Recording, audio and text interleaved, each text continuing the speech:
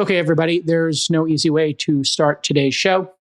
8 days ago, Charlie Kirk was savagely murdered while doing what Americans love to do, debate. And when someone is senselessly killed like this, especially at a young age and at the hands of another human, try to make sense of it. It's only natural. And it's hard to imagine anything worse than a young father of two, just 31 years old and entering the best and most productive years of his life, being killed by a 22-year-old who's barely out of adolescence. Our hearts go out to the Kirk family, his friends, his fans, and every American who understands that no one should be killed for expressing their beliefs. That's the core of the great American experiment. So let's keep that experiment alive today and the memory of Charlie Kirk by continuing the great debate. Besties, there's a lot to process here as a community, a country, a society, and I just want to check everybody's temperature at the top of the program. We're obviously not going to do a cold open here because that would be inappropriate. But Chamath, how are you processing the last 8 days? I actually wrote down something as well, which I normally don't do. I just like to kind of react, but let me just read that and then maybe we can just talk from there. So to me, what Tyler Robinson illustrates is the emergence of a lost generation that was shaped by COVID. I see years of isolation, a reliance on screens, and an immersion in online subcultures that have created a vacuum where some young men are drifting in without any grounding. No institutions, no friends, no communities, no family. And out of that void, I think what comes out can at best only be called ideological incoherence. Somebody used the word salad bar extremism. These individuals are not clearly aligned with any one ideology completely, but they seem to be assembling fragments of memes, of conspiracies, of cultural signals into an unstable identity. And in some cases now, it's exploding into violence. I think the most troubling consequence isn't just the facts themselves, which is abhorrent, and I feel incredibly bad for all of Charlie's friends and his family and his children, obviously himself.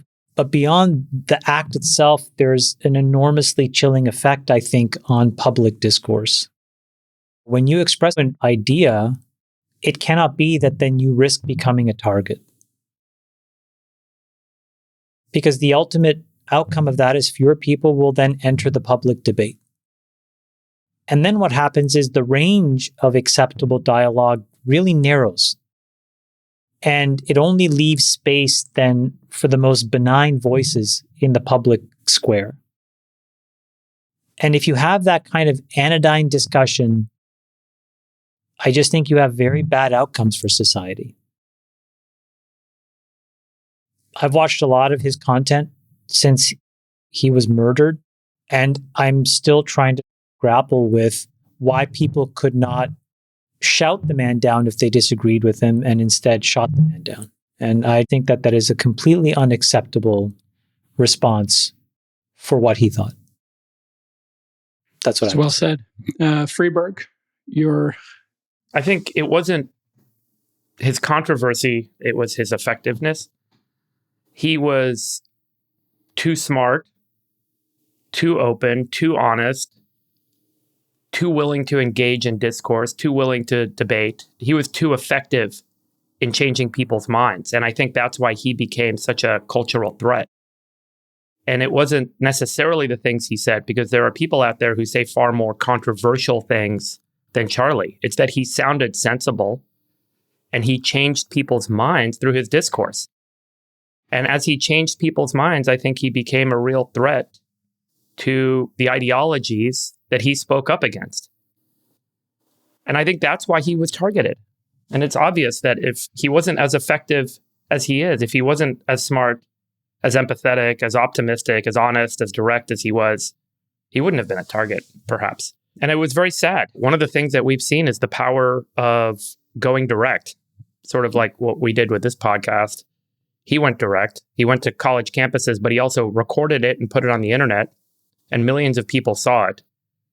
And that new form of media, that new form of communication, where someone can actually have a town square, the internet, that they can stand at and speak their mind and be heard. There's no longer these filters and these controlling powers of influence that decide what we get to know and not know and what our opinions need to be. The media and the traditional kind of systems are being degraded.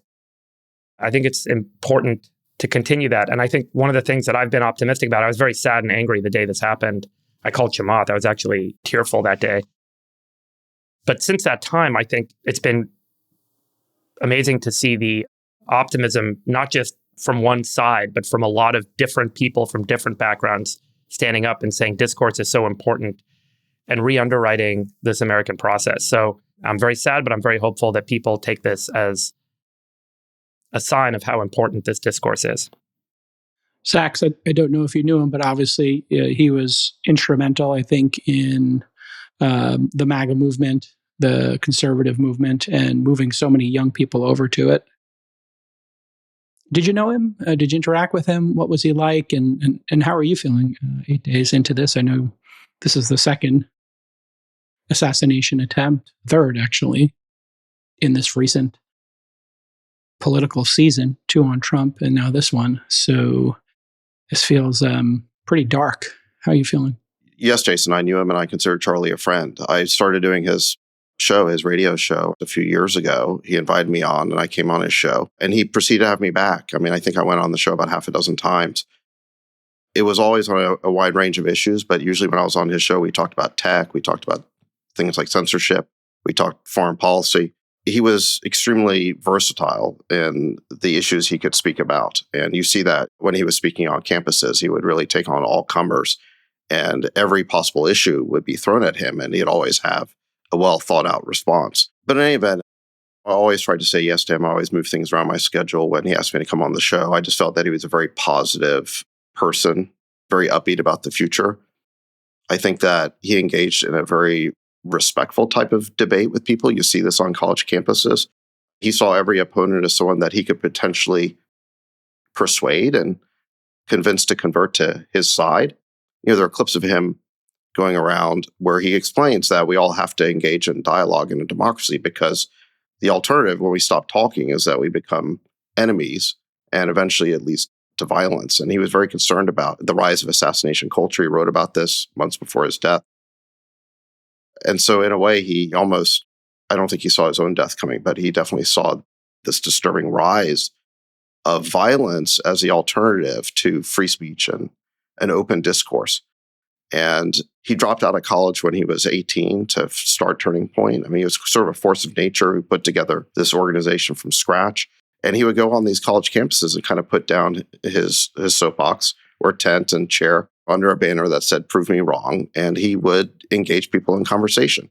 Liberals like to use this term platforming. It's usually the prelude to, justifying why someone needs to be denied the opportunity to speak on a tech platform. But Charlie wasn't platformed by somebody else. He created his own platform. He created this organization from scratch. And he was platforming liberals or leftists or woke or whoever. He was giving them the opportunity to debate with him. And his crowds got larger and larger. People liked to see him speak and engage in these debates. And he was platforming the other side and giving them the opportunity. But like Freeberg was saying, the more he did it, the more it became clear that his views were very well thought out, and oftentimes the other sides weren't. And if one side became hysterical, it was always the other side. It was never Charlie. He was always sort of cool, calm, and collected. And he was winning the debate. He was winning the debate very effectively. And I think he was revealing in a lot of cases that these woke students had these very strongly held views, but they couldn't really explain beyond the level of cliches why they believe what they believe. I mean, when he would just start to Socratically ask them questions, it was rare that you'd get someone on the other side who could go multiple questions deep with him and debate him with the level of knowledge that he had. And so I think that fundamentally is why he was winning the debate. And that's why I think that so many people of his generation and younger were really paying attention, is because he was offering them something that they weren't getting elsewhere. They weren't getting it through the school system. The school systems were kind of drilling at their heads this sort of woke catechism about what they're supposed to believe. And he was actually offering them critical thinking and dialogue and debate. And I think it's why young people were flocking to him in droves. And I do think that ultimately the reason why he was killed is because he was so effective at engaging in this kind of debate. And we have it in the killer's own words. I mean, the killer signed this very detailed confession, I should say texted it, to his alleged roommate lover about why he did it. And he said that, in his view, Charlie represented something hateful. And then I think the key thing he said right after that was the killer said, I had enough of his hatred. Some hate can't be negotiated out. So in other words, there's no imperative to engage in dialogue or debate or discourse with people who disagree with you, countering their arguments with better ones. They just need to be silenced by any means necessary. That's basically, the killer described his own motive, is that he essentially just thought that there are views that just have to be silenced with extreme violence, with murder, and that was justifiable.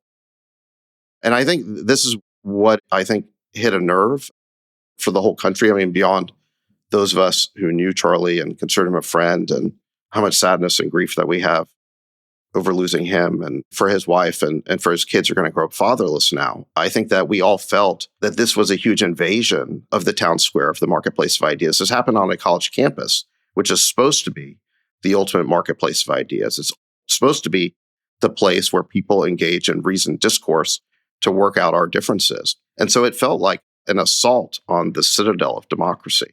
Freeberg, you set up this amazing panel we just released, which I think we all agreed was kind of a sleeper panel at the summit, with two of the heads of colleges. And we talked deeply at the summit about dialogue and freedom of speech and nurturing that. Your thoughts on sort of college campuses and the free expression of ideas. Whether it's the college campus or whether Charlie Kirk and that genre moves people via the internet, one of the things we talked about with the head of Berkeley and the head of Dartmouth is that college needs to be a place that teaches kids how to think, not what to think. And I think that was one of the things that Charlie exemplified better than anyone in this kind of modern media genre, is showing people that you can have a discourse, you can have a debate, you can have a dialogue in the same way that as a group, we've had fights, we've had disagreements, we've had different points of view that we challenge each other on. One of the things early on when we started doing this podcast was people telling me that they thought it was so cool to see friends argue like this and have discourse and have debate, and we still do it. And I think Charlie exemplified that, and that teaches people how to think, and it allows them to form their own point of view. I do not believe in this notion that some system or some institution should be telling us what the truth is or what to believe or what reality needs to be. They can present us with the facts and the evidence that they've sourced, and they can give us a recommendation. But ultimately, we need to have agency as individuals to form our own belief systems, to form our own opinions, to make our own decisions. And I think what made Charlie so powerful was his ability to teach people how to do that, how to have a discourse and reason your way to an opinion. And I think that's one of the things that's changed so much in the last 20 years is just this idea that, you know, there's truth and there's not truth, and whatever one institution tells you is truth and the other institution tells you is not truth, as opposed to giving ourselves individual agency. I wasn't his target audience, and so I was aware of Charlie Kirk, but I had only seen, flipping through social media once in a while, some of the clips. So I took the time to, knowing we were going to talk about it here, watch at least 40 or 50 of these interactions, listen to a couple of his podcasts. And, my takeaway from it was, to your point, Sachs, he was incredibly respectful to people he disagrees with, certainly more respectful than you at times, Sachs, when we have debates. And he was actually playful. He was gregarious with these kids when they didn't understand something. And there's a lot of talk right now, people trying to, point out where he was wrong. By the way, you don't get to murder somebody because you believe they're wrong. And I know this sounds like the most obvious statement in the world, but what I came away with was he reminded me of all the Catholics, my family members I grew up with. He was for family values. He was against abortion. He had specific feelings on affirmative action or DEI that we all might agree with. He might have said them at times in a spicy way or in a really full contact debate. But these were the same conversations I had with, growing up. And, this is a situation where I'm just perplexed. And I guess it goes back to where you started, Chamath, that there are some number of people who are sick right now in our society. And it seems to be young men. It seems to be the COVID generation. How does a person that is seemingly a 4.0 student on the right track, getting a scholarship, how do you so severely go off the rails? And then how do you end up in a place where you believe that something like this is even tolerated or justified? How can a person that's that seemingly intelligent get to that place? From a conservative family, it seemed like he had his whole life ahead of him and was on a right track at a certain age. And if he's capable of it, how many other people are going to end up in that place? So what is happening that basically allows these young men to become so unmoored? I think a lack of socialization, and we don't know in this case, but I have very deep concerns about these SSRIs, Adderall.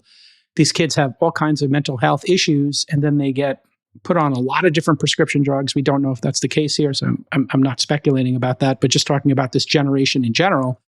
If they're permanently online, they're part of these subcultures. If they are being, having their brain scrambled with all these different drugs, many young people are on 2 or 3 different medications. And I'm not necessarily anti them, but I do have a concern of them being massively oversubscribed. His entire justification for this, beyond the fact that it's completely abhorrent and unacceptable, is also completely all over the place. I actually asked my team, explain to me the things that this guy wrote down. Like, where did they come from? One of it is from a video game called Helldivers 2. Another one is from the furry subculture. Another one is a fascist theme from a Netflix show. What is going on? Yeah. Well, look, we know some things about the killer's ideology from what his family said, from what other people who knew him said, and from what he put in his own text messages explaining why he perpetrated this murder. And I think a big part of it was that, in his view, the basically mainstream conservative views that Charlie was discussing were, in his view, they were hateful and they were fascist. I think on one of the bullet casings he etched, "Catch this, fascist." He had this view that, first of all, that violence is justified as a way to end a political debate, and that relatively mainstream conservative thought was so hateful and beyond the pale that it needed to be stopped.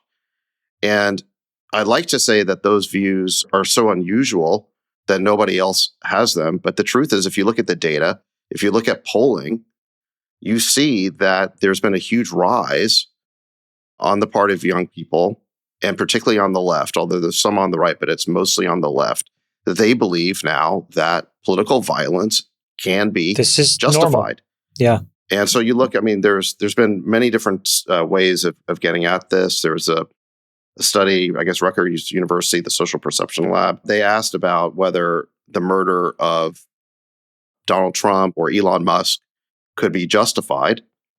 And this is insane.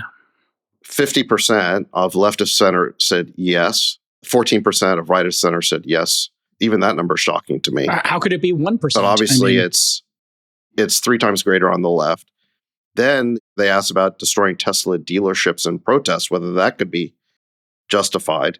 And roughly 60% of left of center said yes, and 23% of right of center said yes. So there is, I think, an increasing view on the part of young people, and this also coincides with similar declines in respect for the value of free speech. They've been polling people of all different age groups and different political parties for many, many years on whether they believe in free speech. And those numbers have been on the decline, again, particularly among young people and particularly on the left. And so you see it now in the data that there is a generation of young liberals. Obviously not all, to be sure, but a sizable contingent who believe that the other side is so hateful that it's okay to use violence against them.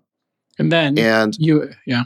that is a huge societal problem, because democracy ends when we can't debate ideas. What's at the root of it?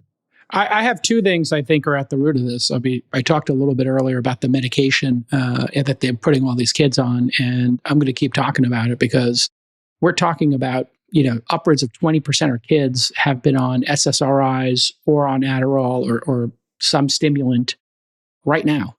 And it's not possible that all these kids need this. And there's many other solutions to it. And then I'll add the algorithms.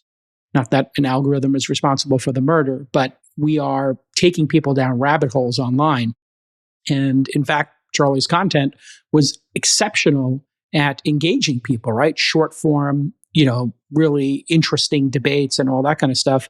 And that combination of being online too much, being over medicated, being isolated, you put all that together, Chamath. I think that's what leads to these kind of extreme It doesn't. theories and disconnects from reality. But we could also be dealing with somebody who is severely mentally ill. And we're trying to understand a severely mentally ill person. Hold on a second. Hold on. You're starting to sound a little bit like Paul Graham there, that this is just some sort of random nut. Here's why it's not just some random nut. First of all, we have an extraordinarily detailed statement and confession from the killer, giving us a lens into his motives. But I would say the even bigger thing is the reaction of hundreds of thousands of people online who celebrated this murder, who were gleeful, who expressed some degree of happiness about it, or tried to downplay what the killer had done by saying on some level that Charlie Kirk deserved it. Yeah, so which you have is to abhorrent. ask, where does that come from? And I think this has to do, again, with the ideology of the left, not the traditional old left, because I think the sort of old left really believed in free speech. Left, maybe anybody else, folks like Nat Hentoff and so on. And by the way, I think guys who I would consider kind of more old left, like Bernie Sanders and Ezra Klein, put out excellent statements denouncing this murder, agreeing with this core idea that political violence is never acceptable. And then they were shouted down, which is insane. To Ezra, he got crushed for that. Tells you something too. So look, I think that the psychotic break, if you will, that is now occurring in a bunch of different cases may be exacerbated by, who knows, medication, by isolation experience during COVID or what have you. But there is clearly a huge ideological component to this, that there are huge numbers of people, even if they don't commit the crime themselves, who celebrate it because they have had drummed into their head for decades now the idea that the other side are fascists, their leader is like Hitler. What do you do to Hitler? You have to stop him at all costs, right? And I think that is a significant part of the problem here. Now, you ask, where does this ideology come from? I think it's coming from the school system. I mean, we've had now for the last couple of decades, this sort of woke ideology, this cultural Marxism, be taught through the school system, where they drum into the kids that there are two kinds of people, oppressors or oppressed. And they divide people into these groups and say that the oppressors have to be stopped. And that's really as deep as the discussion gets. And if you want to get a sense for this exaggerated, destructive rhetoric, just look at the new book that has come out by Randy Weingarten, who is head of the teachers basically union. The head of our school system, because she runs the teachers unions. And they're the ones who have all the political power. She wrote Why Fascists Hate Critical Thinking. And by the way, this is not just an article. I guess Rolling Stone did an excerpt. This is an entire book. And the book is called Why Fascists Fear Teachers. So she's basically saying that Trump and all of his supporters are fascists. They have to be stopped. You've had this hyperbolic rhetoric. For a decade, you've had the press describe Trump as some sort of new Hitler. To use Scott Adams' term, they've basically Hitlerized him. And so you ask, we don't know exactly where Tyler Robinson imbibed all of these ideas, but you have to also take into account that probably since he was 12 years old, the media, the mainstream media, has been beating into his head that the leader of the United States is a new Hitler, and the worst thing that could ever happen is his return, and his supporters are fascists. And I'm sure this has to play into, if not his thinking, the thinking of the people who are celebrating the death of Charlie Kirk, because they have bought into this idea that the other side are fascists who have to be stopped at all costs. Yeah, I think it's important to point out, as you did, Mondami, Nancy Pelosi, AOC, Ezra Klein, they all came out just very strongly that this is horrible, unacceptable, and they couldn't, obviously think it's abhorrent. So I think that leadership is strong, and I think that's what we need to see more of, is people trying to tone this down and not exacerbate it. Look, I think you're right. I think that what we need to see from all of our political leaders is a condemnation of this murder in particular and political violence in general, without any caveats whatsoever, without intimations that somehow Charlie Kirk deserved it, without this exaggerated rhetoric that the other side are fascist, that Trump is Hitler, and so on. There just needs to be an unequivocal denunciation of this crime and political violence and the idea that we can settle our differences in this manner. Yeah. And I give credit to any liberal or Democrat politicians who say that, but unfortunately, that has not been the discussion. I think that's been one of the most disturbing things about this, is that if it had just been Tyler Robinson and everybody agreed that this is a heinous act, a heinous murder, I think that we wouldn't have had the same national conversation. It still would have been awful. But I think the reason why this became such a national conversation is that we can all see that living among us, you have huge numbers of people who've been indoctrinated into what Scott Adams called this Hitler bubble. And I think it's a real question what we're going to do to get out of this bubble. Because in order to have civil society, we have to have the ability to engage in conversations, to have political debates without fear of violence or murder. And when you have this sizable contingent of people in our society who've deviated from that, it makes you really worry for the future of our society. Absolutely. And it makes you wonder, what are we going to do about this? And there's a whole trans angle to this that is being talked about, but maybe people are withholding a little bit. But he was answering a trans question when he was shot by somebody whose, I guess, girlfriend would be the right way to say it, was in the middle of transitioning. So there's many different angles here that we're going to try to understand over time. Yeah. Right. And then in response to that, you saw an ABC News reporter describe the text chain, which was a murder confession, as touching. And so now I think that ABC reporter has published an apology, so I'm not going to dwell on that part of it. But I think what you see here is an upside-down morality. What Tyler Robinson did was an act of hate, the ultimate act of hate. He committed murder. He left a wife without a husband. He left 2 children without a father. It was the ultimate act of hate. But in his twisted mindset, it was somehow an act of love. And the question is, how do we get to this place? And again, if it was just Tyler Robinson, then we could just chalk it up to the random nut theory. But and we don't know the random nut who shot Trump. Like, we don't have any information on that person either. So I'm right. But what bothers me more, again, are all these people in Reddit groups or online and Blue Sky, which is just a cesspool of hate now, who are celebrating to some degree. No, there are definitively people celebrating. Yeah. This is why I really think one of the most constructive things that we can do coming out of this is we have to find out how to course correct these people. Actually, J.K. Rowling had a really good tweet on this. So she says that if you believe free speech is for you, but not your political opponents, you're illiberal. I mean, I think we've known that for a while. And I don't know if the woke left cares about that anymore. But in any event, she then goes on to say, if no contrary evidence could change your beliefs, you're a fundamentalist. If you believe the state should punish those with contrary views, you're a totalitarian. And then I think the most important one is if you believe political opponents should be punished with violence or death, you're a terrorist. And I think actually this was an act of terrorism in the sense that it was designed to discourage other people from speaking out. Again, it was done in the most public place in this town square.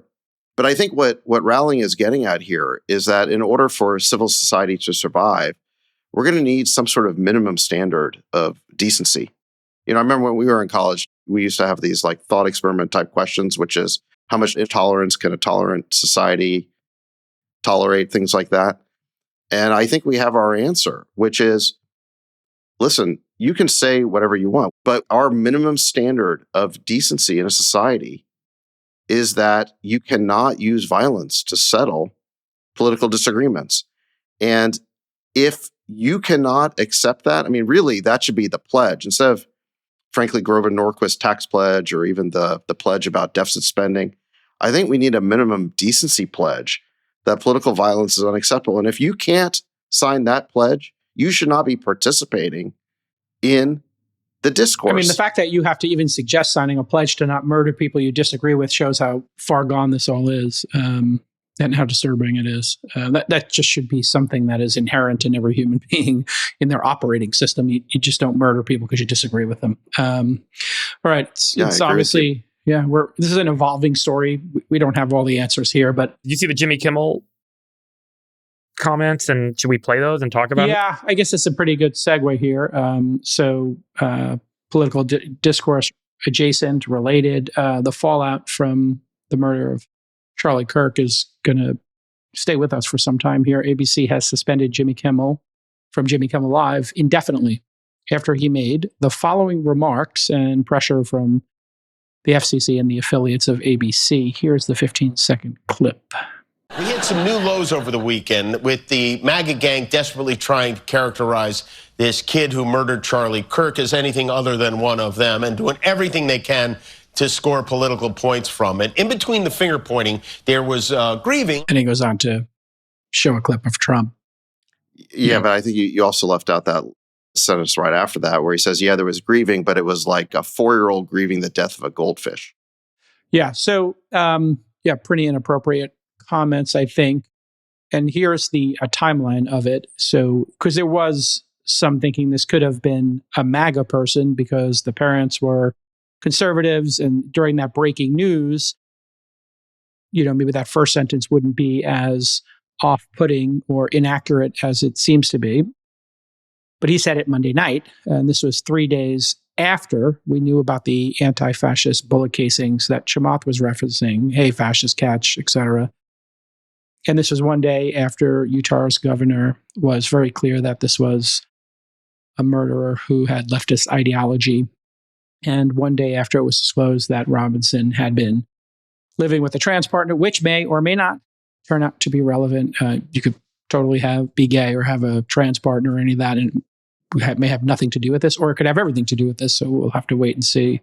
And Jake, how wasn't weren't the text messages out by then as well? Well, the text message was part of it. That's very good. Those were actually released on Tuesday after the show aired. And they usually tape in the afternoons for those nightly shows, just so people know that. So there was enough information here that, he was inaccurate or spinning the story, however you want to phrase it. It was clumsy. Megyn Kelly put out a very long description of everything that was known prior to Jimmy Kimmel's remarks. Yeah. And there was a huge amount of information to indicate that this was someone who was in the grips of a radical leftist ideology, and no evidence to suggest that they were somehow part of MAGA. And what Jimmy Kimmel did there was viciously lie, I think, implying or stating outright that effectively Charlie Kirk was killed by one of his own, by a MAGA person, thereby, I think, diminishing the crime, somehow implying maybe that he deserved it. He said it. And then he diminished the sincere grief and outrage that millions of people are feeling. Beyond those of us who were friends with Charlie and knew Charlie, but millions of people. That is okay. In free speech, Sachs, that statement, that's his choice. He might lose audience over it, but free speech protects him doing that. The challenge was, did he say something that he knew to be not true and declare it as fact? And did that was the reaction that he got? Yeah. And so if he said something that he knew... Well, just reading his sentence, he was saying, we hit some new lows over the weekend with the MAGA gang desperately trying to characterize this kid who murdered Charlie Kirk as anything other than one of them. So he's referencing the weekend. So you could say he's being disingenuous here, but I think he's not being even factually funny. He's inaccurate. supposed to be a late night comedian. It is inaccurate. It's highly inaccurate. It's a lie, and it's a vicious lie. I'm not defending it, but it was not inaccurate that people were doing that speculation. During a podcast on Tuesday, FCC Chair Brendan Carr, who we all know, said the FCC would look into revoking the broadcast license of ABC affiliates because Jimmy Kimmel was engaging in, quote, news distortion, by falsely claiming Tyler Robinson was MAGA. On Wednesday, Nexstar, one of ABC's affiliates that has 28 local stations, said it would be replacing Kimmel's show with different programming. And there's now this backstory that Nexstar is buying a rival for $6 billion. So the speculation is like the CBS and Paramount situation where they fired Colbert on July 17th, that they don't want to get caught up in having the 47th administration gumming up their M&A activity. And then ABC, after all that, pulled Jimmy Kimmel indefinitely. So I guess the question here, Sam, I'll say pull up the things. ratings. Pull up the ratings over time. No, just pull up that we'll chart. get to all that, but let me just ask the question. Do you have concerns about the Sachs? Obviously, you've been very pro free speech here. Do you think that this is overreaching? If he hurt people's feelings, if he said something inaccurate, do you think the government should be taking him off the air or putting pressure on them to take him off the air? Well, no, the government shouldn't be ordering him to be taken off the air, but neither President Trump nor the FCC Chairman Brendan Carr did that. The reason why Kimmel lost his job is because the two largest affiliates, which is Nexstar and Sinclair, told ABC Disney that they wouldn't air it anymore.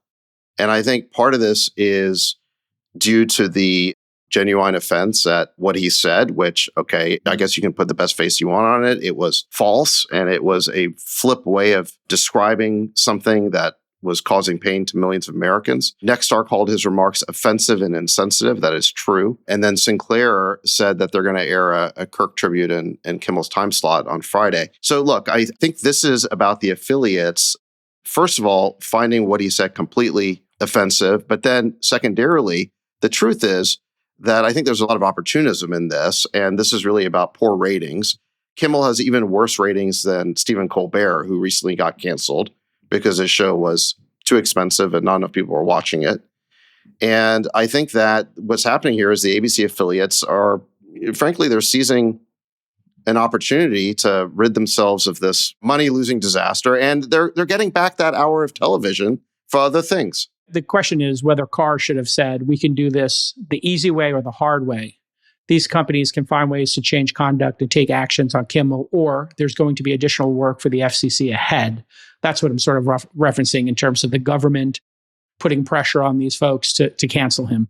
Well, look, what Carr was asked, whether by, I think he was on Benny Johnson's show, and Benny asked whether there's anything that can be done about this. And then Carr said that there is a public interest requirement with respect to the broadcast networks. So if Jimmy Kimmel's show was on a podcast or on cable, that public interest requirement wouldn't apply. But because those affiliates receive public spectrum for free, there is a requirement that the reporting be truthful to some degree and serve the public interest. And I think he was right to point that out. Now, look, did it ever get to the point where the government ordered him off the air? No, it didn't need to get to that point because the guy's show was a ratings disaster. Look, even Jon Stewart, who was a big late night host at one point, said, let me just read you his quote on not this topic, but about late night. He said, being a late night host is like operating a Blockbuster video kiosk inside a Tower Records. In other words, the business model is totally obsolete. And I think that's what's ultimately driving this. Look, we never got to the point where the FCC took an action. And I think if we got to that point, then maybe we debate this issue of what the government should do. But we never got to that point. And I think it's because the affiliates decided on their own that it was time for Kimmel to go. Chamath, your thoughts? It's mostly that. If you just look at the ratings, the reality is that these folks get a lot more attention than they actually deserve. I mean, it is an anemically sad audience approaching zero. 160,000 people watch Jimmy Kimmel Live. More people hate stream our show in one day on YouTube. You know what I mean? So it's like, I mean, so what are we talking about here? This is like the pimple of the pimple of the pimple of the dog's ass. So I think that people needed air cover to make a decision to cancel it today. And the reason why they wanted to cancel it today was if they didn't take this opportunity, they would have had to wait another year or two for his renewal to come up. And so I think that there was a economic motivation that was lingering for a long time before this happened. his show sucks. It's not very good. At a very basic social, cultural, economic reality, as these numbers demonstrate, many, many, many millions of Americans who had a choice every day to listen to this guy voted with their feet that this show sucked. Let's move on. I will, say I agree that they made a very simple decision that was economic, because these same networks, ABC and CBS, were more than happy when these shows were pulling in serious ratings and serious money back in, 3, 4, 5 years ago. They were doing much better, which shows you how cable has come apart over the last couple of years. In 2022, ABC signed Kimmel to 3 seasons, $45 million. 2023, CBS signed Colbert to a 3-year deal that'll be ending. And as you showed in that chart, it's been plummeting since then. Quick note, that's just for the very important 18 to 49 demographic. Obviously, they have a bunch of old boomers watching it on their cable channels. That's the discrepancy in those numbers. Nobody watches this. But I do have grave concerns over myself personally in what Brendan Carr is doing. I don't think the FCC He didn't do anything. Well, I can finish my sentence maybe. Okay. Or you can just interrupt me every time I start a sentence. And we just talked about having civil discourse. Do you want to have civil discourse, or you want to just shoot me down? I'm civilly You're telling you that he didn't do anything in the first sentence. Please go ahead. I do have concerns over both how the administration is doing this. I think it's disgraceful. I didn't like the pressure they put CBS under to get Colbert canceled, and I don't like the pressure they're putting ABC News under. We should have a tradition of free speech, and comedians should be protected even if you don't like what they have to say. This is the exact opposite of what many folks and why they backed this administration, was to have less censorship. And we sat here on this program for many years talking about Biden censoring COVID talk and Biden censoring social media and having the Twitter files, a direct line in there to cancel this. I think that Can I ask you a question? Hold on, let me finish. It's a dark moment for this administration to be so obsessed with trying to silence their critics. And it's not going to work. It's only going to drive them to start podcasts and do more of it. Yes, go ahead. Can I ask you a question? Yeah. Well, first, let me make a statement. I think your comments are insane. But here's my question. I think yours are sycophantic to Trump. What did I say? I said he didn't do anything. No, I think you're trying to suck up to Trump by saying it's a terrible show. He's not funny. None of that matters in terms of freedom of speech. I'm trying to ask you a question. Do you think, because the government did nothing. Let's just be clear. They did nothing. They threatened him. After he was already canned. No, so not after. And they shouldn't be doing any pressure. Okay, the government should be staying out of it. Okay, let me ask you a question. Yeah. Do you think the people that made the decision to dump Kimmel, what percentage of it do you think was the economic reality of a busted show? And what percentage of it do you think was the impingement of free speech as you characterize it? What percent? How do you weigh these two things? Absolutely. I think they would have let both of their contracts run out, renegotiate them with smaller dollar amounts, and reset the economics of those shows, if not for the pressure put on them by the 47th administration. I think they would have just rode these shows out till their next contracts went out, and then they would have renegotiated them at much lower amounts. You think Trump is the reason why Colbert got canceled? What are you talking about? I think that the pressure this is like a whole mythology now that's been created. Not a pathology. I think they wanted to get the Paramount deal through. I think getting the Paramount deal through, the sale of the Paramount, and I think they've settled a lot of these agreements because they don't want to get caught up in... The business model is going away. Well, that can all be true. Two things can be true at the same time. Jon Stewart understands the medium, and he says it's a Blockbuster store. They can't wait to be rid of these guys. These guys are overpaid.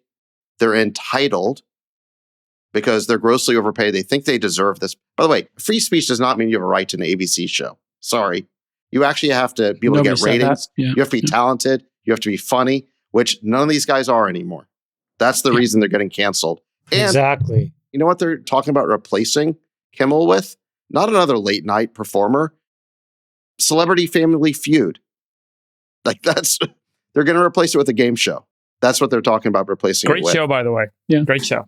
It's a more affordable show. They would not have canceled either of these folks if it wasn't from pressure from the administration. The FCC head Oh my basically God. said, we're going to do this one way or the other. So I believe that this is the kind of thing we don't want to see out of the Trump administration. And by the way, Tucker Carlson, Glenn Greenwald, and I are all in sync on this. We all think that this is a bad look for Trump and the Trump administration. You guys can disagree, but that's what we do here. We have civil disagreements. Where are all the people who are complaining this when Gina Carano got fired by Disney? Oh, I absolutely felt that was inappropriate. I think there's cancellation now on both sides. And I understand people are very hurt by what happened. Were you cool with Roseanne Barr getting fired? I am against anybody getting canceled for their political beliefs. I was against it when they did it to the right, and I'm against it when they're doing it now to the left. Is that clear? Let's talk about cancel culture for a second. I actually think that Dave Portnoy had a great take on this. There is a legitimate question here about cancel culture. Like, should it ever be used? When should it be used? And I think Portnoy made a really good point. He says here, to me, cancel culture is when people go out of their way to dig up old tweets, videos, etc., looking for dirt on someone. So in other words, they're going through 10-year, 20-year-old tweets of yours. Maybe they find some joke that was either off color or in poor taste, or maybe it's just something they can spin as being that thing. And it's done in an opposition research type of way, right? They decide they're going to go after you. And so they sort through everything you've ever written.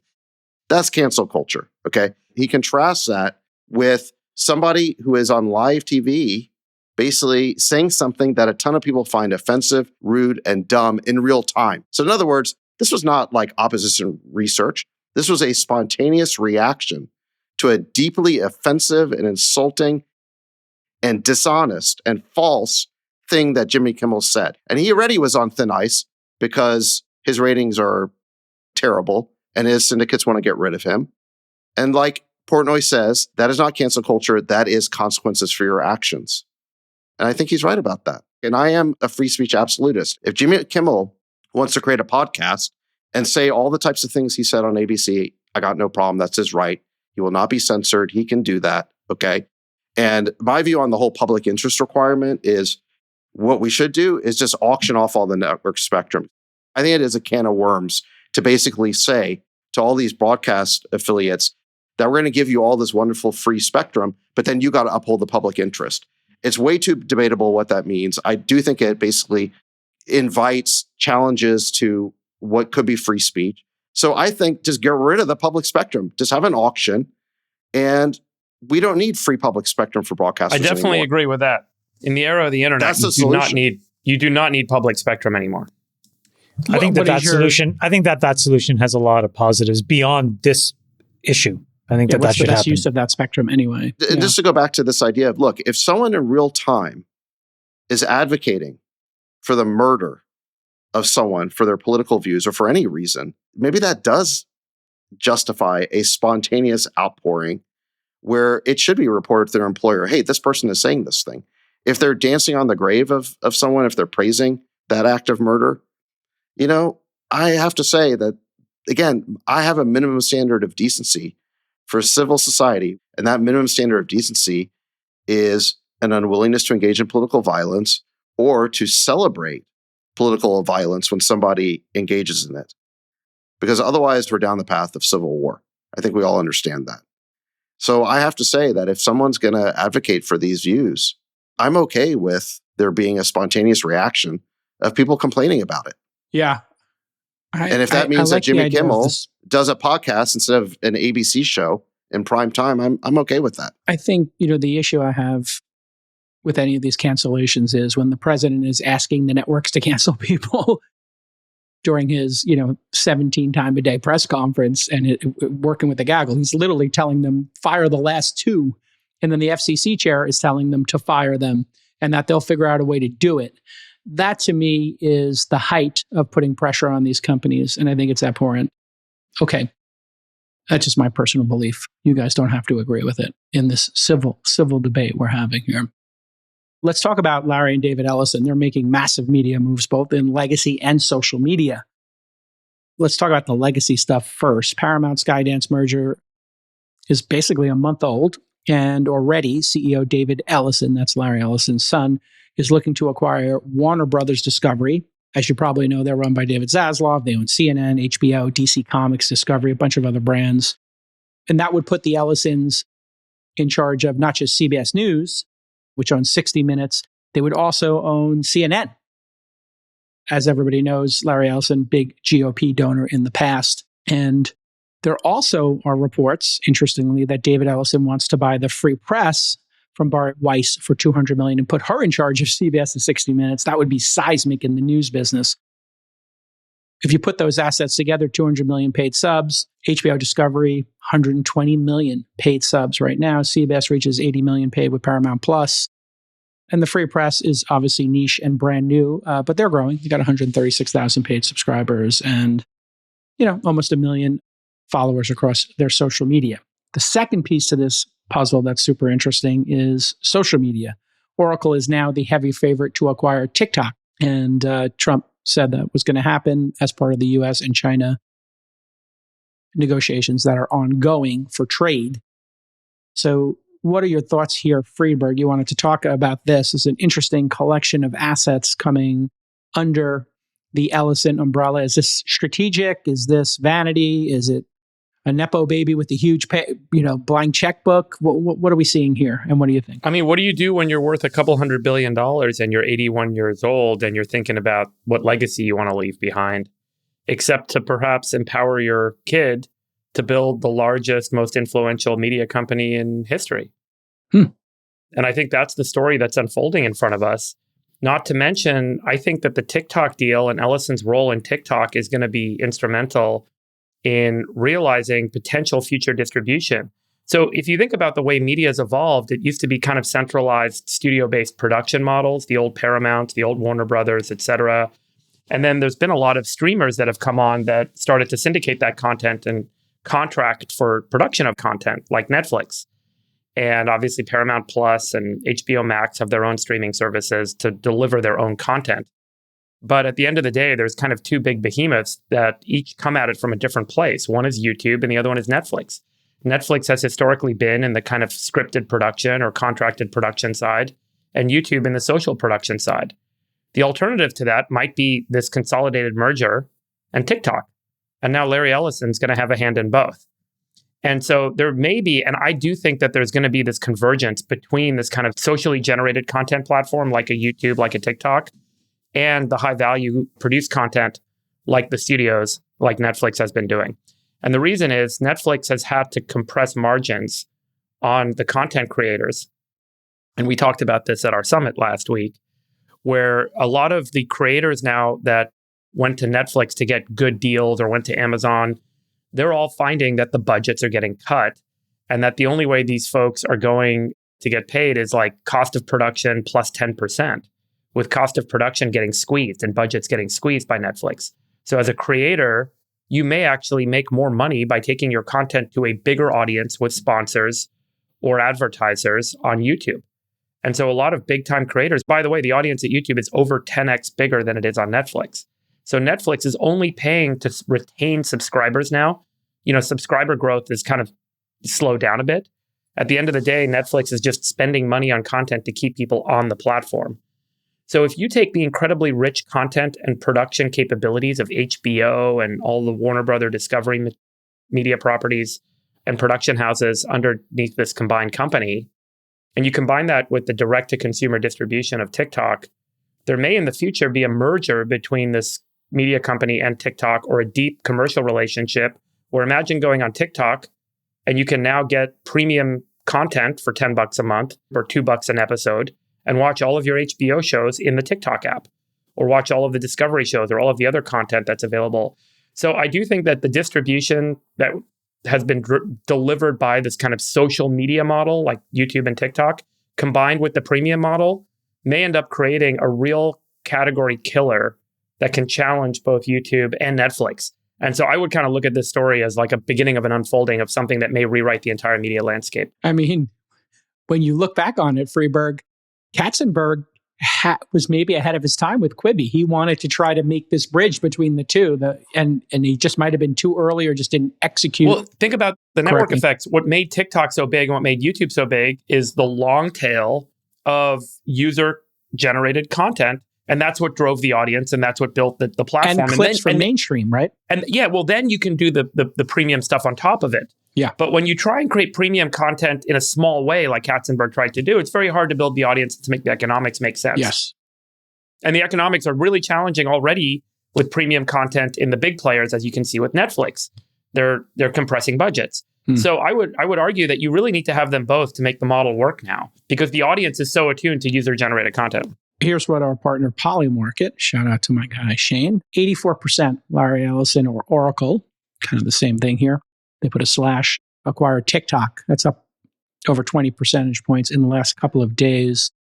What do you think all this means, the divestiture of TikTok, Larry Ellison getting it, as opposed to Google, Apple, Microsoft? I mean, there were so many people, maybe even Elon, who might have wanted TikTok. What do you think of this divestiture? And then our government gets the golden vote now. I understand that the U.S. government will have a seat on the board of TikTok. So the Chinese have given it up, except for the algorithm. What are your thoughts? Remember, it's TikTok. It's TikTok US. It's only 5% of the over. It's only 5%, 5 to 8% of the overall TikTok business. So TikTok US is what's being spun out. Yes, correct. Chamath, what do you think here? I think there's two things that are important. The first is that in the future, and this may sound very dystopian, but he who controls the algorithm will control what people think. And if you think about it in that context, you need, as you've said before, a marketplace of very different approaches and algorithms that are essentially fighting for mindshare. If you don't have that, you'll have a massive zombie groupthink culture. So from that perspective, you have to put TikTok into the hands of a completely different owner than any of these other social media sites so that they are motivated to compete against each other. That's one. The second thing is there's been a lot that has been said about the TikTok algorithm called monolith. And a bunch of it has been already put out openly, and TikTok was very transparent, and they published a paper. You can find it on Archive. You can show the link to it, Nick, maybe in the show notes. But it's an incredible paper that describes a very simplistic approach to essentially moving people into different directions of thought. So if you put all of these ideas together, I think where we are, maybe all the way coming back to where we started this discussion about Charlie Kirk,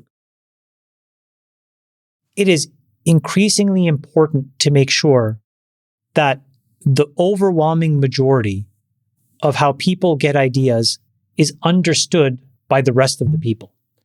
Because if you start to go down these rabbit holes in ways that are algorithmically programmed, in models that you don't understand, that then push you into extremism, you will end up in a very, very, very bad place, as will society. And then the outcomes of that are completely avoidable, as we're seeing. Yes. So I think that the TikTok thing is going to be one of these important moments where we shine a light on the importance of these algorithms. It's poorly understood. It's not well talked about. But I think what the Trump administration doing is important to keep it away from everybody else so that there's more competition. Yeah, I'm going to strongly agree. I think the Trump administration did a great job on this one, just calling balls and strikes of not making sure Meta got it, or somebody who has already a lot of algorithmic control over what society's seeing. And back by to the way, algorithm, sorry, just on this, you know, I give a lot of credit to Elon too, because his algorithm is open source. We know what's happening there. He just did it 2 weeks ago. Yeah. If that's open source and Monolith is open source, then I think the next big question we have to ask is, what is going on in Reddit? What is going on in Meta? How are we guiding and shaping people? Why does YouTube sometimes, for example, like our Tulsi Gabbard video, is apparently deemed too risque and adult content? Who decided that? How did that happen? An algorithm. Yeah, not any human.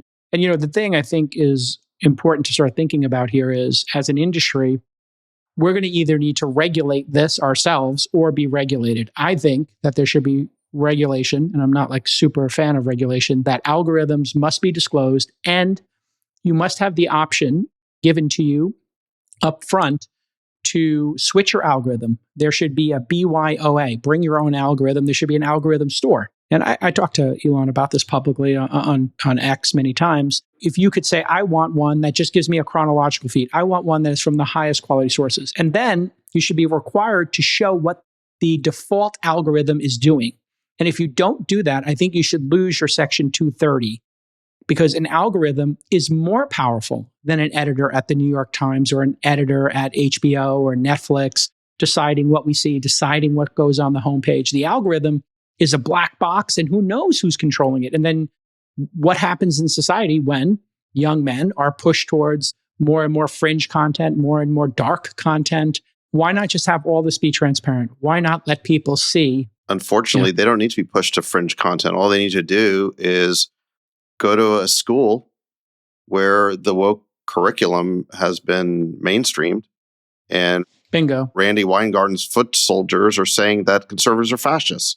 So you're acting like you got to go through some weird rabbit hole to imbibe these ideologies when all you have to do is attend a public school, and probably a lot of private ones too. I think Dalton's probably the worst. So again, you're acting like the radicalization's coming from the fringes. I think what's so concerning about where we are as a society is that radicalization's coming from our institutions, or a lot of these institutions.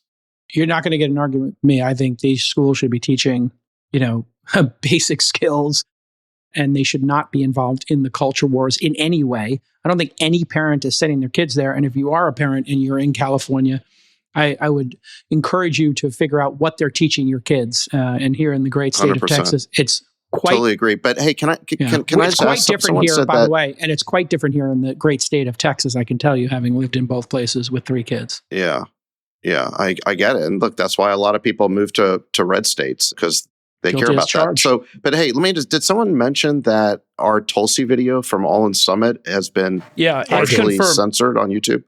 So what happened is I was at my office yesterday, and I opened up our YouTube channel because Nick had sent out a link that something new had posted. So I went to go see what had posted that day. So I pull it up, and I saw the Summit videos, and I saw that Tulsi wasn't there. I'm like, wait, didn't we post Tulsi? And then I looked for it, I couldn't find it. So I text Nick, and he says, it is there. And then I clicked on the thing, and it said, safe search is on. What does that mean? I searched, and apparently, if your network administrator on your enterprise, because I was at my office, we had like our network set restricted mode, it's called. In restricted mode, people can't like look at adult content on the network and that kind of stuff. And when you have restricted mode on, YouTube turns off anything that would fall under mature audiences. So here it is, activate restricted mode. So it prevents that's a huge number of people. Huge number of people. That's a huge number of people. This would have been the second most viewed video, I guarantee you, after the Elon video. And maybe the most viewed. And I was shocked. I said, how is it possible that this video is struggling to be in the top half? And this is why. And you can't even see it. So then when you open up, well, it's unclear. So certain videos then get tagged as being for mature audiences, and then they don't show up in restricted mode by the algorithm on YouTube.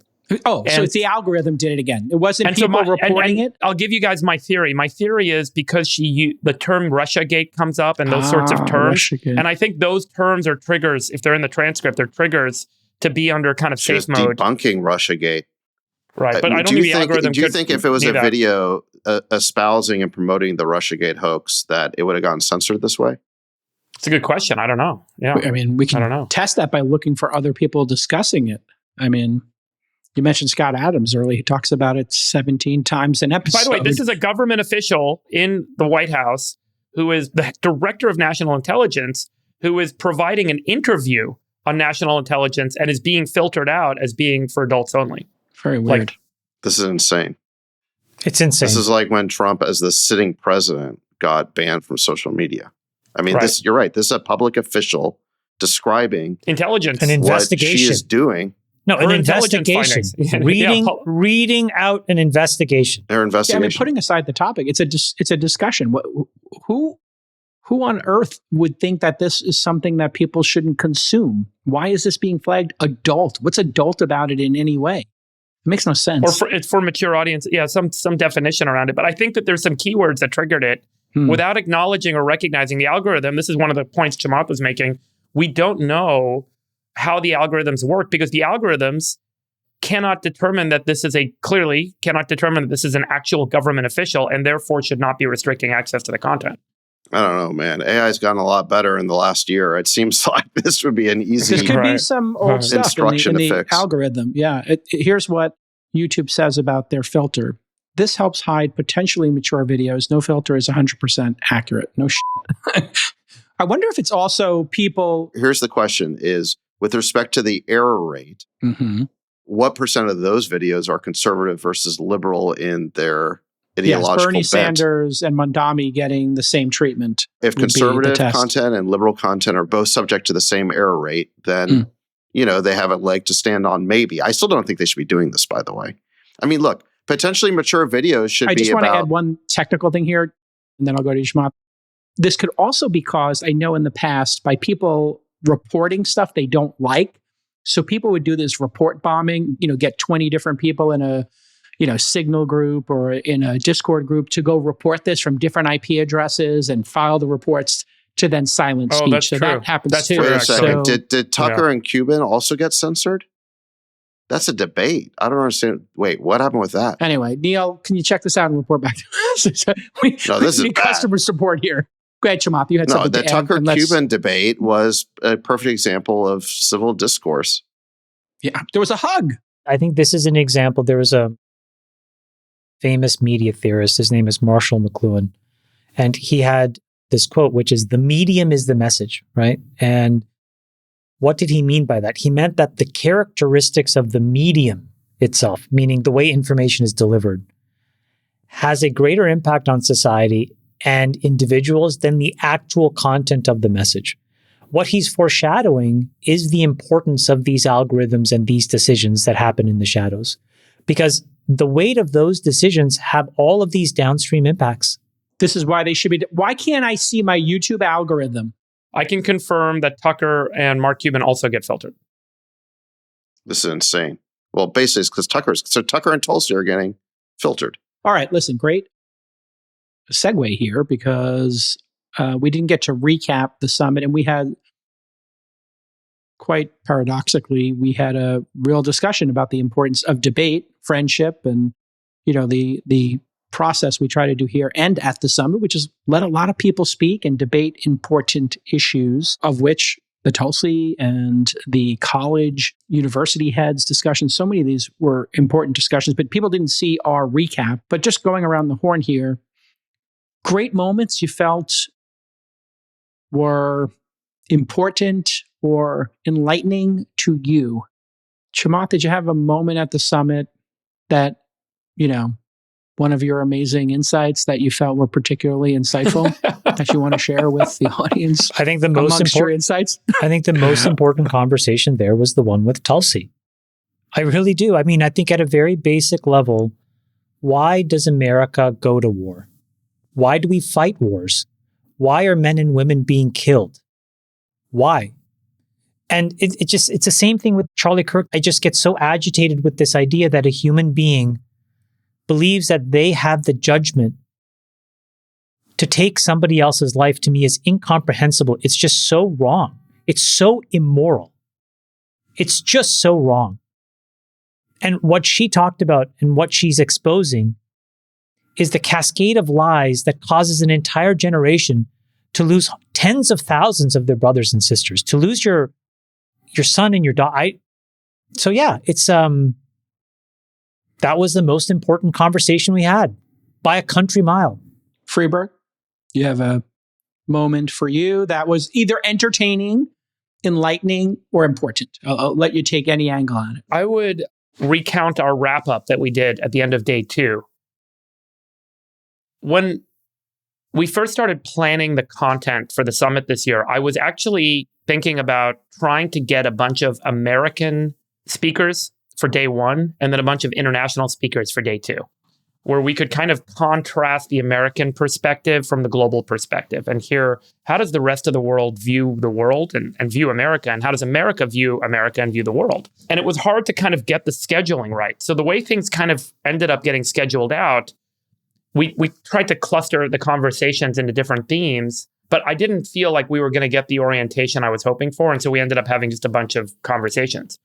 But what was really powerful for me was that the similarity we saw with Elon, with Tucker and Mark Cuban, with Alex Karp, and we brought it up, I think, also with Eric Schmidt, is this idea that much of what we see in terms of the evolution of society in the West can be viewed through a lens of suicide.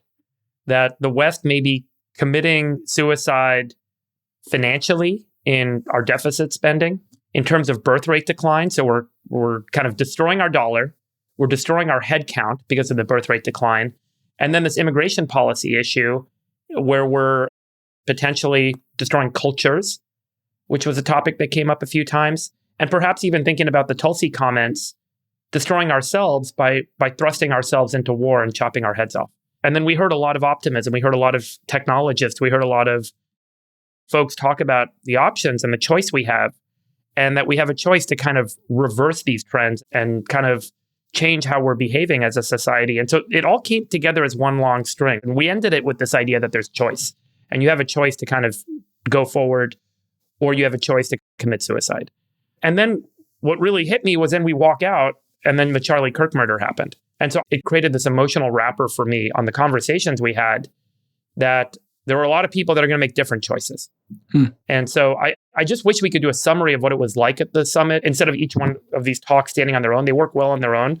But I think that whole kind of set of conversations leading to that point of view was really important and poignant for me. Did we end up publishing our final wrap-up conversation? Not yet. I want to. We have not done it. What I want to do is I want to do that with the summary video at the end of the summary video. So I want to be like, here's a couple of key points from the talks. Once we get all the talks out, and then our wrap-up conversation, which I think we should do. Sachs, you were incredibly engaged in this summit. You showed up.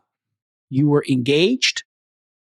Were there moments that you found particularly enlightening, inspiring, fun for you? Oh my gosh. We just found out that the Karp interview has also been censored on safe mode on YouTube. So wait, basically the 3 talks were Tucker, Tulsi, and Karp, which, by the way, I think if you had the audience vote on what the most engaging and interesting Those are the 3 best.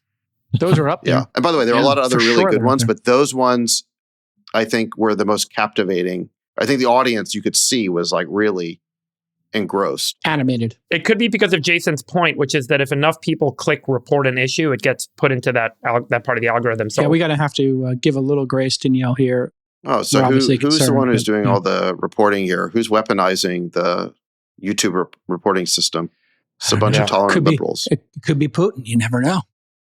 Sachs, you have moments. We don't need the Russians doing this to us when we're doing it to ourselves. There could be a cabal that we could be inflicting this on ourselves. I agree with Freeberg's wrap-up. I thought it was remarkable how the whole thing kind of came together at the end, and there seemed to be a really stark choice. And I agree that the next day Charlie was assassinated. And I stopped thinking about the summit, but I agree that it really did play into this idea of the suicide of the West, and in the sense that, like we talked about, there apparently are a large contingent of people who don't believe in what I would consider to be the central virtue or tenet of Western civilization, which was expressed, or at least it's attributed to Voltaire. What Voltaire said is, I disapprove of what you say, but I will defend to the death your right to say it. I think that is the central tenet behind Western civilization, because out of that came the right to free expression, to freedom of religion. Out of that core principle came all the other principles, all the other key freedoms, the right to think and believe and worship as you please, freedom of religion, freedom of speech, freedom of the press. It all comes out of that. And what you have here is people like Tyler Robinson, or the people who are celebrated what he did, is the exact opposite. It's, I disapprove of what you say, and I will murder you to prevent your right to say it. That is the antithesis. It's the antithesis, and it's not Western civilization. It's something different and destructive. And where it will lead to is a civil war that none of us should want on either side of the political spectrum. One thing I would just like to say, and then Jason, I'd love to hear what you think about this, but one of the most powerful things that I think Charlie got absolutely and precisely right was the plight of young people, meaning the malaise and the anxiety and what was at the root cause of it. At the root cause in the way people think and now in the way people act is economic instability. And that was a thing that I think also came out at the summit.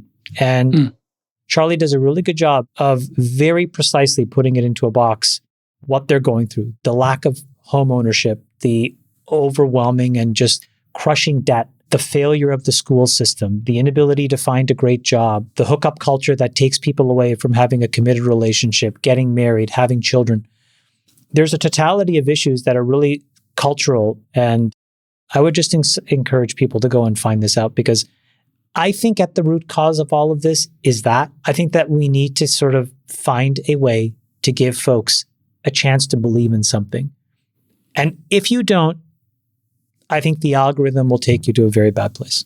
It's well said. I was absolutely delighted. Great job, Freeberg, and to the team, John and Kimber and Nick, and just so many people put so much work into that. It was amazing to see us double the size of it while increasing the quality of it, from the speakers to the experience. Food was excellent. I heard the food was excellent. No lines. I mean, all that logistical stuff was just so dialed in year 4. So I give a lot of credit to our amazing team. I have to thank our sponsors. They did an amazing job of making this summit available to so many people who can do the scholarships and have so many people involved. And there are 3 very special partners who did insane build outs at the show. Solana, our friends over there, went crazy. They did the entire upstairs. I don't know if you hung out there, but I was at their coffee bar, and they had a juice bar, IPO themed bar. It was just awesome. It was awesome. And it was awesome.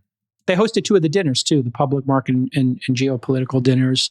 Our friends at OKX, they showed up big for us at the summit. They built out an awesome lounge modeled after a saloon. I went in there and had a little bourbon myself on Sunday. They screened their first film, Mild West. They gave away 250 in Bitcoin to all attendees. And somebody won a hot lap with an F1 driver because they sponsored the McLaren team. That was super nice of them, huh? Freeberg? Yeah, that was awesome. And we're going to be at that Formula One event in Vegas in November, which is we're awesome. going to Vegas? Yum, Oh, we are. Yeah. IREN is a new partner this year, and they operate all these next-gen data centers. So big shout-out to them for doing the casino night, which was a huge hit at Clifton's. I went to that. Did you go to that? I didn't. I was at the other event. It was insane. I thought it was like the coolest Man, I saw event. the pictures. Yeah. Look at the pictures I actually went to all 4 parties on the Monday night. I was completely wiped out. But man, the casino night was awesome. It was so fun. You're like Phil Collins. You at Live Aid. You went to everything. You zipped around on your Concorde and you went everywhere. Good That's for you. right. Anyway. And they had a great engraving station in the expo hall that packed the event. So just couldn't do it without you guys and gals. Yeah. And again, like without the sponsors, J-Cal, we would not be able to put this event on because we spent way more than the ticket revenue.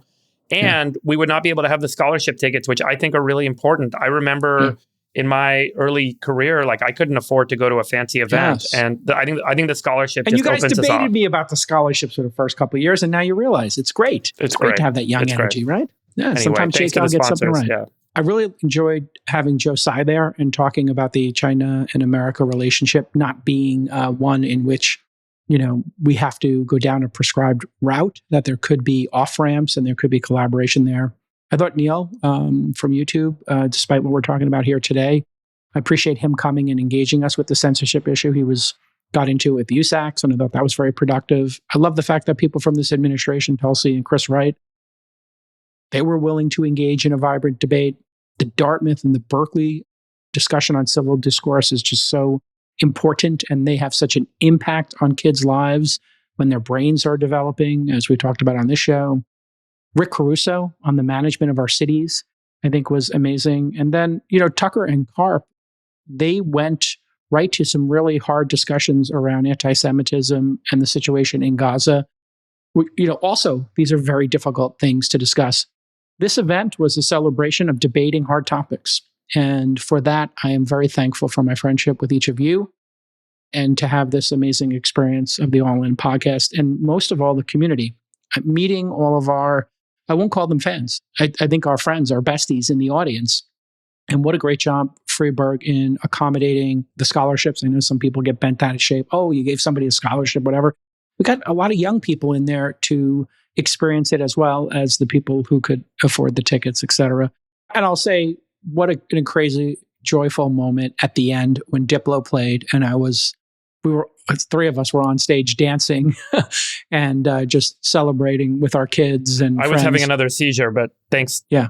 Thanks for letting me up there for a few minutes. I mean, you came up for a couple of minutes and enjoyed yourself, Freeberg. But yeah, just congratulations to the team. It was an amazing effort, and what a great dialogue. And I think that spirit of dialogue and making a choice to engage the hard topics in a respectful manner at the end of every program.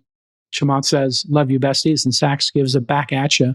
But the truth is, even in a contentious debate, you can still remain friends and love each other despite those debates. It's the most important American ideal. It's the most human ideal.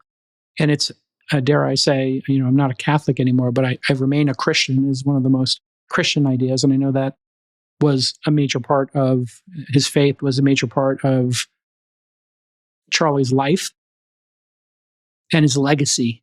And, that hit me personally as well, his Christianity. Even if I disagree with him about, issues and debates, he was a Christian at his core. He cared about other people deeply, and he cared about humanity. So rest in peace. Let me just say, Jake, thank you most of all for taking the time to watch all of those Charlie videos. How much time did you say? It was like 40 hours? I watched dozens of hours and 50 videos just to make sure I got from first principles my understanding of who he was. I disagree with him about gay rights. I disagree with him about, how he said certain things. But there was nothing I saw in there that could even come close to justifying anything that would be anywhere near violence. Well, in any event, I appreciate that you took the time to watch Charlie for yourself, as opposed to listening to the mainstream media's mischaracterizations of him, which are attempts to either downplay or minimize or even to some degree justify what happened. And by doing that, J. Cal, I think you really honored our friend Charlie. So thank you for that. All right. Rest in peace, Charlie Kirk, and love to his family and his friends. By the way, there was an incredible video that he did where somebody said something along the lines of define what it means to be a conservative. And he said, sometimes people think that what that means is to limit rights or whatever. And he said, that's not what it means. It's just that I believe that I would like to conserve and honor a specific way of life that has existed in the past. And he talked about it, where you could go get a job, you could do better than your parents, you get married, you have kids, everybody's safe. And it kind of shocked me because I thought, wow, that definition is actually what many, many, many people believe, even if they don't believe that they are a conservative. Because a lot of people believe that, and this is not taking away from other people, but that's what we'd want for a lot of us, for our kids. Let's all set an example here. Have vibrant debate and love your besties, okay? And we'll see you all next time. Love you, boys. Love you, besties. Bye-bye. There's a back at you. No back at you. We missed the back at you. Back at you.